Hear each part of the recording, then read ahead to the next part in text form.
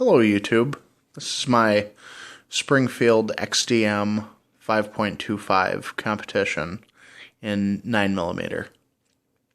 I'm going to call this video Stage 1 because I've done some upgrades to this and I'm about half done.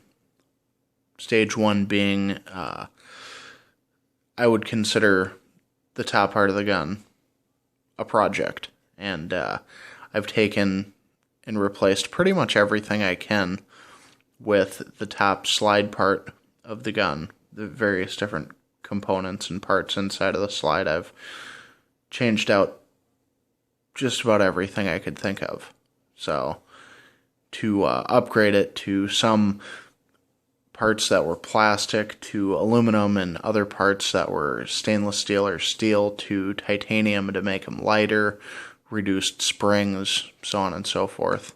So I guess the first thing you would notice would be the probably the extended base plate or floor plate for the magazine. That's a Dawson Precision toolless base plate.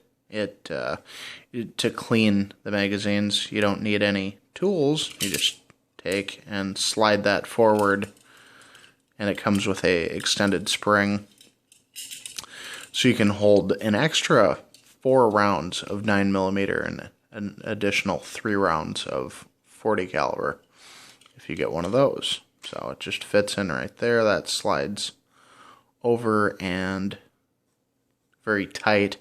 It's polished. It's pretty much the same type of finish as the factory magazine. So now it's 23+1 instead of 19+1. So like that, and it does cycles very well. I've already shot this. The next thing I changed out was the factory sight came red, and it came with 2 LED like pipes, I guess you would call them, if you wanted to replace or change out, or if something happened to them. And they came red, and I wanted green. I like green, and I gotta be honest, this is one of my favorite things that I've done to it. Picks up your eye, picks up the green on target much faster. There's much faster acquisition of the green on target than there is the red. So that's been really nice, and I was actually dreading it. It was very easy. Just kind of broke the other sight and melted the end, that end and that end, without actually letting the flame touch it, and it was very easy. So I like that a lot. So let's take it down. The nice thing about the XDM is you don't have to take out the magazine to take the gun down. So you just bring that back, rotate the takedown lever up, and bring it forward. So, and it's clear. I'm going to put that off to the side because all the stuff I did to it was on top. Probably one of the first things that I would notice here would be the striker indicator guide, that piece right there, that white metal piece. That actually came plastic. This is an aluminum piece that goes from there down to about right there where the top of my nail is. And that's supposed to be, they've been known to crack. This is aluminum, so it shouldn't have that problem. It's a little bit heavier, but not by much. So, and then inside of that, which is not going to be visible, but that's the striker indicator guide, and I swapped out the striker indicator itself. It's a pin about that long, and it was stainless steel. Now I put the titanium pin in, so it's lighter. I weighed it. It is lighter, and there's a reduced striker spring. It's 10% reduced, so it's a little bit lighter.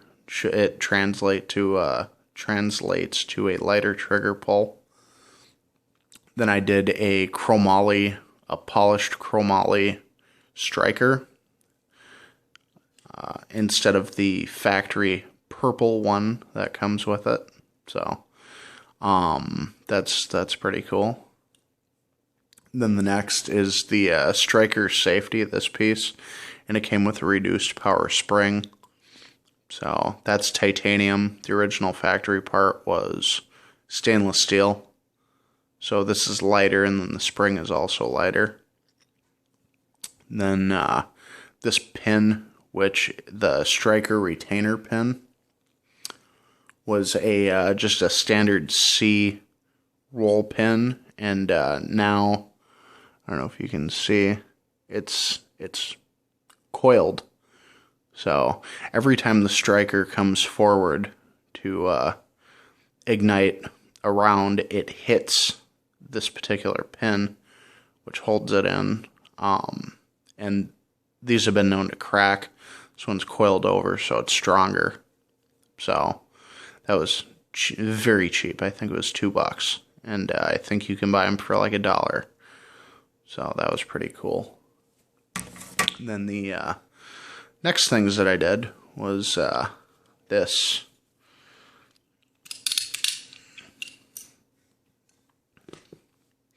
This is a Wolf 16-pound spring, which actually feels heavier than the factory 18-pound spring. It's a little bit longer, so I'm not sure exactly how that works. I'm probably going to go down to a 14-pound spring because I couldn't really tell a difference when I was shooting it. With all this stuff added, it functions perfectly fine. This is a solid stainless steel guide rod I got from pistolgear.com. It was $20, and weighs 2 ounces. The factory one weighs 3/4 of an ounce, and honestly, I couldn't really tell a difference when I was shooting. I couldn't. If I could, it wasn't that apparent. So I could see myself in the future getting the Canyon Creek tungsten guide rod, which weighs 4 ounces. That would likely be a noticeable difference when firing, but I just couldn't tell. I mean, I guess it was a little better. The trigger pull with all this stuff added was overall much better. Not saying that I'm not going to get a trigger job, but it was definitely much better. So, I mean, I was shooting 1-inch groupings with it. Not that I don't think I was before. Maybe I was on a good day, but they were all consistently 1-inch groupings with all the stuff added. So this is a pain in the ass to get in. There we go. There's been a few times where it's kind of hit, and I've had to back it out and do it again. So that's all the stuff I've done to it. It's like about $180. Does it shoot $180 better? I don't know. Should I have to put $180 worth of shit into an $800 pistol? Probably not. But aside from being grumpy about it, I'm happy, I guess, with the current way that it is. I can't see leaving it alone. What I'm going to do for, I guess, what I'm calling stage 2 is I'm going to take the factory trigger, rip all that crap completely out.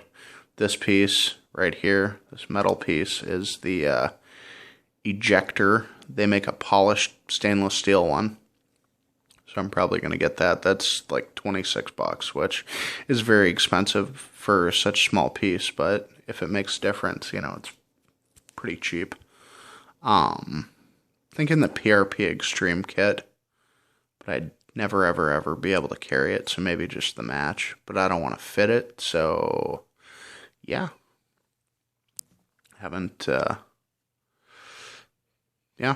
And I just lost my flash because my battery is dead, so I'm going to wrap it up. And, yeah. Thank you for watching, and stay tuned for stage 2.